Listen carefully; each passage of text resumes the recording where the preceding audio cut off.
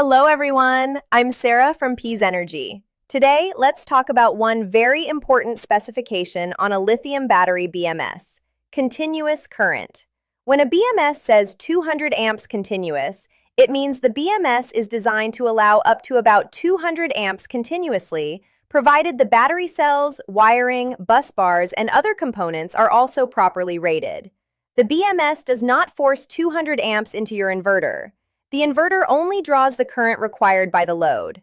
For example, imagine we have a 24-volt, 8 kilowatt-hour lithium battery with a 200-ampere BMS connected to an 8 kilowatt inverter. If the customer is only using a 1.2 kilowatt load, the battery current is around 50 amps, so the 200-amp BMS has plenty of capacity. But if the customer tries to run the inverter at its full 8 kilowatt output, the 24-volt battery would need roughly 313 amps ideally, and even more after accounting for inverter losses.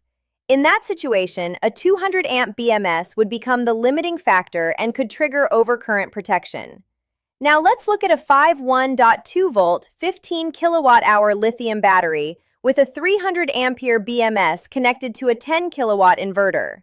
At 10 kilowatts, the battery needs roughly 195 amps ideally, and around 210 to 220 amps after inverter losses. Therefore, a genuine 300-amp continuous BMS gives the system much more headroom. Remember, kilowatt-hours tells us how much energy the battery stores. Amp-hours tells us the battery's capacity. BMS continuous amps tells us how much current the BMS can continuously handle. And the inverter's kilowatt rating tells us how much power it can deliver, not how much current it constantly draws. Always make sure the cells, BMS, cables, bus bars, fuse, and connectors are all properly rated for the intended current.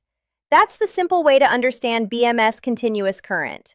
For more premium lithium battery solutions and professional energy products, choose PZ Energy.